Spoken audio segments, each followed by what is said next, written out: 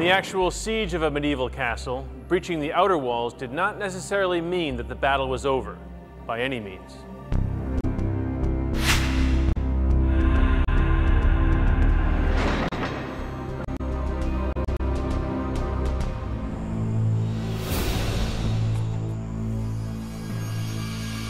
This steep path takes us from the outside walls of Loarre Castle into the inner fortification. If an attacker breached those walls, he still had to make his way up this path before he could enter the castle itself. And look at what a marvelous castle it is. Look at how steep it is and how tall it is. Look at how thick the walls are. And they've even incorporated the rock of the natural geography into the walls itself. In the late 11th century, the king of this area, the king of Aragon, Sancho Ramirez, went to Rome to get money to fight the crusade. He wanted to build more onto this fortification. He also wanted to build a monastery to get the blessings from God in the same endeavor. And he put the two together. It's a fortification and it's a monastery. It's a fortified monastery.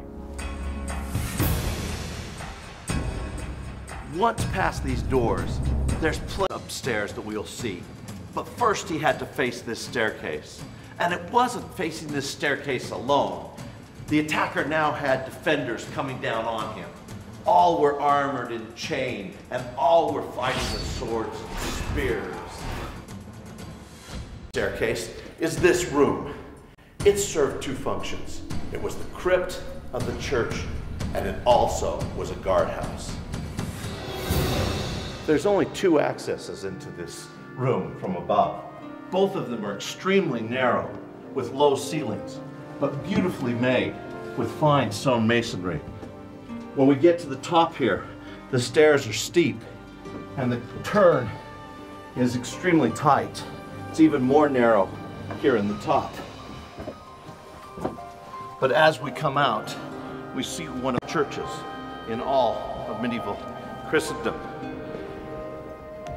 It's a beautiful example of late 11th, early 12th century construction with a beautiful Romanesque dome, one of the greatest in all of medieval times. And yet we can't forget that this church is part of the fortification.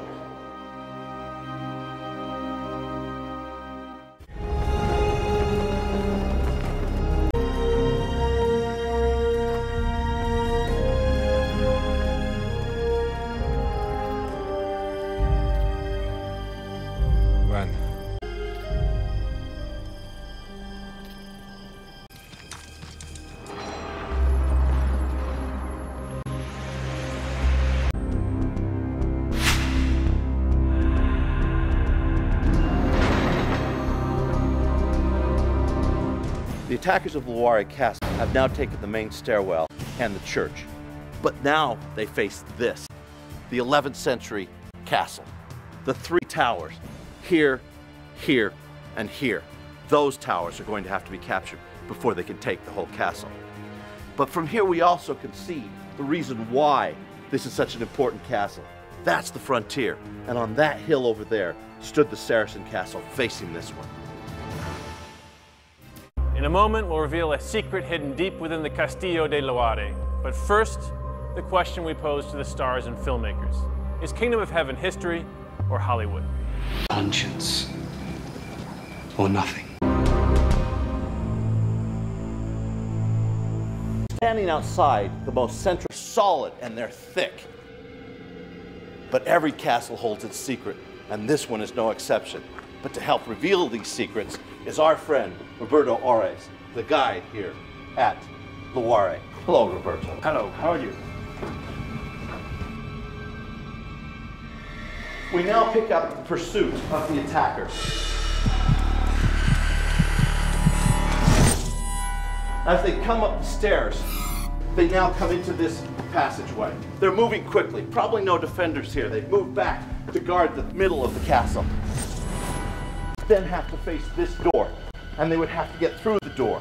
Once they do, they're facing three towers. Let's go in the first one.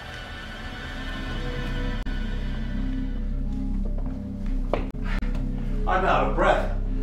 Can you imagine, Roberto, doing this in chain armor with a helmet, shield, and sword. This are not the original wooden stairs, but they're very much like the original ones. Again, defending and fighting all the way up into yet another level. And then out onto the bridge. If an army has made it this far, they've only conquered one of the three towers.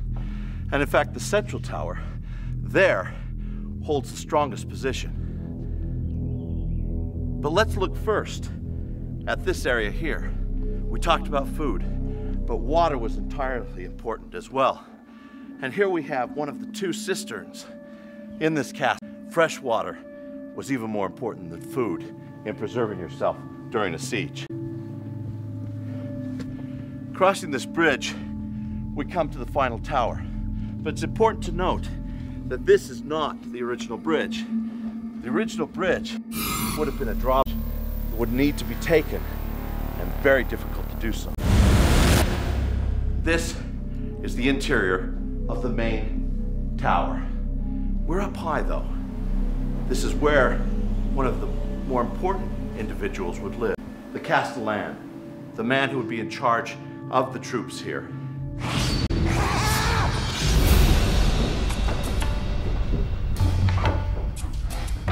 This room is the most strong of the whole fortification. The walls here are almost 2 meters thick. We have an area to be the last defense. But it also is the house of the Castellan. And in there, we see one of his luxuries. We actually see that he has his own toilet. Berto, there's another floor below this. And this floor has never been seen by the public, but we'll take you down there now. The castle will reveal yet one more secret. The camera can lead the way. Years ago, while excavating, they discovered the beginnings of a tunnel. It is very dangerous. It is now covered and filled with earth. But this tunnel leads outside the walls. In case of attack, this would have been the only way out. This is one of the great secrets in the Castillo de Loarre. And what we have, in fact, is that if this castle falls all the way, they're fighting all the way down to this level, someone still could get out and warn the king. Loarre Castle is one of the most extraordinary feats of military architecture the world has ever seen. It has stood here for almost 1,000 years.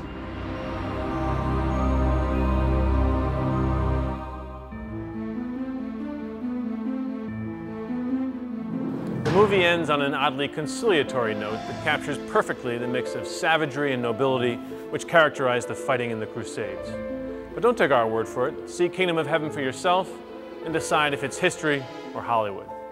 For the History Channel, I'm Jeff Warrow. Thanks for watching.